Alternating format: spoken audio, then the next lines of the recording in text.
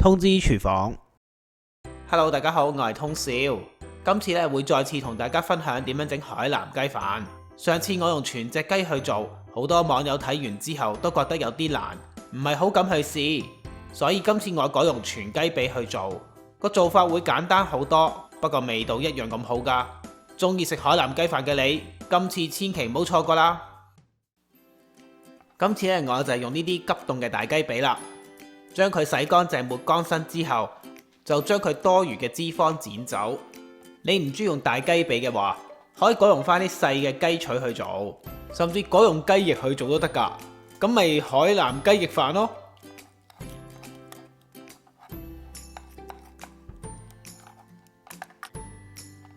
處理好晒啲雞髀之後，我就會喺雞腿呢個位置用一條棉繩將佢打一個結先。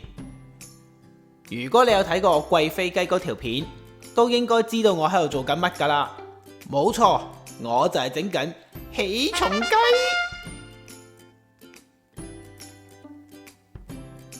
將綁好雞髀嘅棉繩全部統一咁樣綁喺一個蒸架上邊。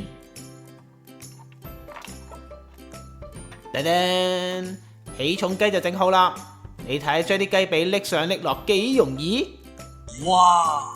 八件一齊掉，何其壯觀啊！跟住我哋就要準備好上湯去浸啲雞髀。我自己屋企做嘅時候，雞湯加埋水，總共需要3公升，先足以蓋過所有嘅雞髀嘅。如果你做嘅時候呢個份量都冚唔過你所有嘅雞髀嘅話，咁你自己就記得加翻多啲水落去啦。煮呢個簡化版嘅海南雞飯，個上湯一定要煮得夠好味先得嘅，所以要加好多嘅香料同埋調味料落去。當中入邊嘅黃薑粉呢，你可以唔落嘅。我呢邊啲雞髀全部白雪雪咁樣，唔得靚仔，所以加啲黃薑粉落去浸。啲雞髀浸完出嚟會黃黃地咁嘅色，望落去會似啲黃油雞嘅雞髀。香料同調味料嘅清單呢，就真係好長嘅，喺呢度睇唔切嘅話，可以去我文字食譜睇返㗎。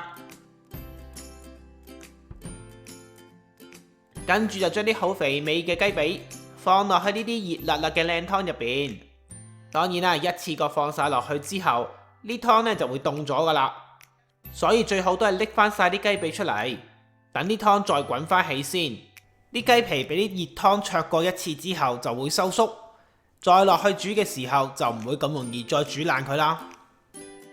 而家啲湯就滾翻起啦，我哋就可以放晒啲雞髀落去，跟住就冚好個煲蓋，轉佢做細火，先煮佢10分鐘，之後就熄火，焗多佢40分鐘就搞掂噶啦。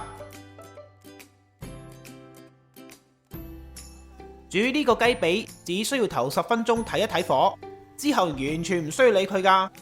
我見有咁多時間剩，一於同我旅遊去玩雪橇先。今次就唔喺自己後院玩啦，我哋附近有個公園，有個雪山，喺嗰度玩雪橇，好好玩噶。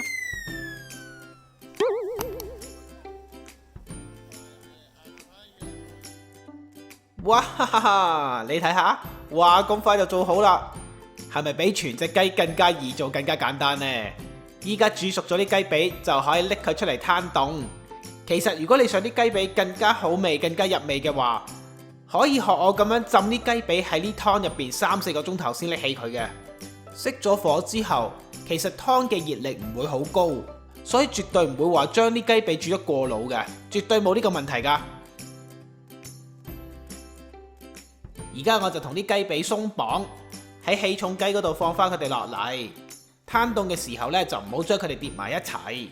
啲雞髀記得要保持一定嘅社交距離先好啊！你睇下加咗黃薑粉之後，白賴晒嘅雞髀變到好似黃油雞髀咁樣，係咪呃到下人呢？我哋將啲湯拎去隔渣先，等陣呢，就拎去煲海南雞飯。個湯煮完8大隻雞髀，真係有好多雞油喺度噶，所以想食得健康少少嘅話，記得用多少少時間將啲雞油撇走先啦。啲上湯我哋撇好油之後，就可以拎去煲飯。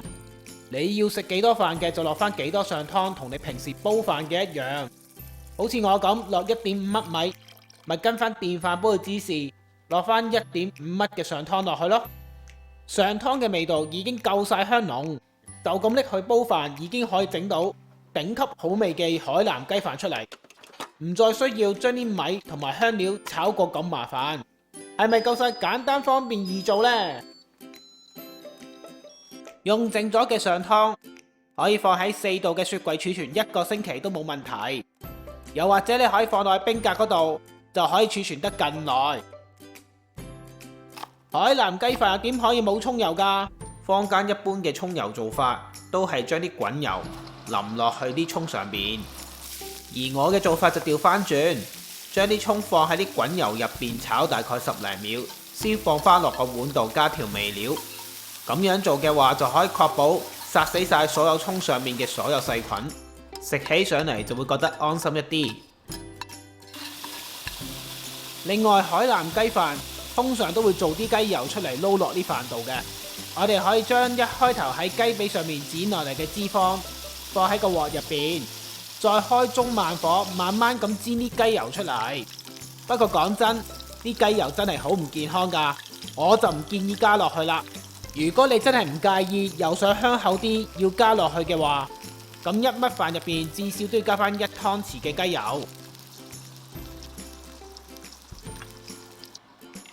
各位，海南雞飯套餐做好啦！哇！雞髀如果你哋嫌麻煩嘅話，係唔使學我咁樣去骨斬件嘅，每人一隻大啖大啖咁食，一樣咁爽咁正㗎。啲雞髀肉嫩多汁，仲要吸收晒所有香料嘅味道，真係好鬼正啊！今次改用全雞髀去做，係咪比用成隻雞容易好多呢？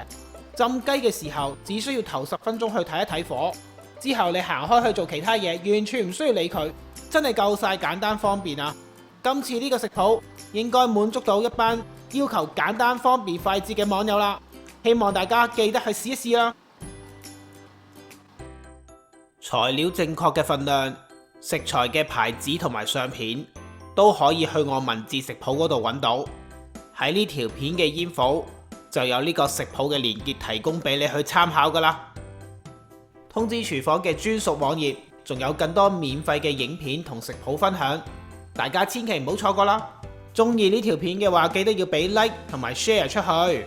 仲要記得訂閱同埋撳埋隔離個鐘仔，咁我新片一出先可以通知到你㗎。多謝大家收睇，下次再見，拜拜。